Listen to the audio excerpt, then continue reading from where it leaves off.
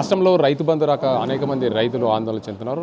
రైతు బంధుపై మాట్లాడేందుకు Nirmal MLA BJP పక్ష నేత మహేశ్వర్ రెడ్డి ఉన్నారు. సార్ చెప్పండి, ఇప్పటికే రైతు భరోసా పేరు మీద రాష్ట్ర ప్రభుత్వము అందరికీ కూడా రైతు భరోసా వేసామని చెప్పి సంబరాలు జరుపుతుంది. దానిపైన రైతు బంధు ప్రతి సంవత్సరము ఇచ్చేటువంటి స్కీమ్లో భాగంగానే కదా, మరి ఈసారి రైతు బంధు ఇచ్చినందుకు ఎందుకు సంబరాలు చేస్తూ ఉన్నారు? ఇవే చివరి రైతు బంధు స్కీమా? దీని తర్వాత రైతు బంధు ఉండదేమో అని చెప్పేసి మాకు అనుమానాలు వస్తూ ఉన్నాయి. ఒకవేళ నిజంగా రైతు బంధు మీద మీకు సంబరాలు చేసుకోవాలనుకుంటే మరి మొదటి సీజన్ ఎందుకు ఎగ్గొట్టినారు?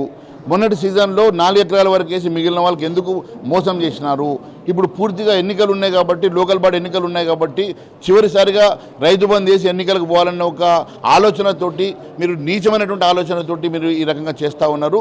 మరి సంబరాలు చేసుకోవడానికి కారణం మళ్ళీ వచ్చే సీజన్లో రైతు బంధు ఉండదేమో అన్న పూర్తి అనుమానాలు ప్రజల్లో కలుగుతూ ఉన్నది. మరి దేనికోసం సంబరాలు చేసుకుంటున్నారో వివరణ ముఖ్యమంత్రిగా చెప్పాలి. బనకచెర్లపై బీజేపీ పార్టీ స్టాండ్ ఏంటి?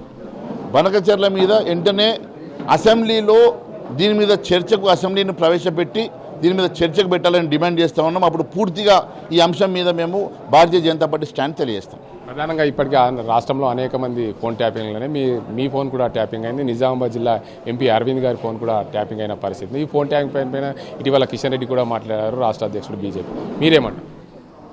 ఇది ఒక ఫోన్ ట్యాపింగ్ అనేది ఒక నీచమైనటువంటి అంశం. ఇది గతంలో టీఆర్ఎస్ ప్రభుత్వం చేసినటువంటి ఫోన్ ట్యాపింగ్ అంశంలో మరి ఐజీ గారే ఫోన్ చేసి మీ ఫోన్ కూడా ట్యాప్ అయిందని చెప్పి గతంలో చెప్పారు.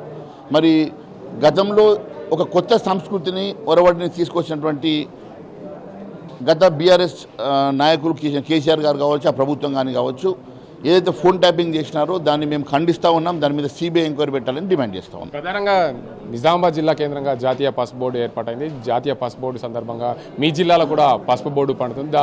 రైతులందరూ కూడా సంతోషంగా వ్యక్తం చేస్తున్నారని చెప్పి, సంతోషంగా అని చెప్పి రైతు సమ్మేళన సభకు హోంమంత్రి అమిత్ షా వస్తున్న సందర్భంగా మీరేం చెప్తారు? గౌరవ హోంమంత్రి అమిత్ షా గారు నిజామాబాద్కి రావడం చాలా సంతోషం. ఏ పసుపు బోర్డు కోసం అయితే అరవింద్ గారు పోరాటం చేసి సాధించుకున్నారో, హైకమాండ్ని కన్విన్స్ చేసి సాధించుకున్నారో, ఈ పసుపు బోర్డు నిజామాబాద్కి రావడం, మరి నిజామాబాద్లో పసుపు బోర్డు ఆఫీస్ని ఇనాగ్రేట్ చేయడానికి అమిత్ షా గారు రావడం రైతులందరూ కూడా ఆనందంగా ఉన్నారు, సంతోషంగా ఉన్నారు. రేపు వారిని ఘనంగా స్వాగతించి బహిరంగ సభను విజయవంతం చేస్తాం. Thank you.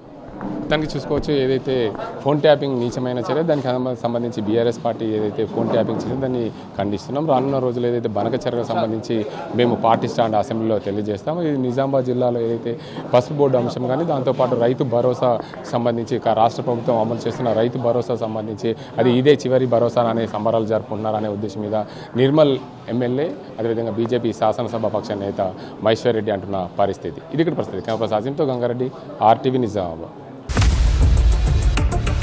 ఇండియా పాకిస్తాన్ ఉద్రిక్తతలపై లేటెస్ట్ అప్డేట్స్ కోసం డౌన్లోడ్ చేసుకోండి RTV లైవ్ యాప్.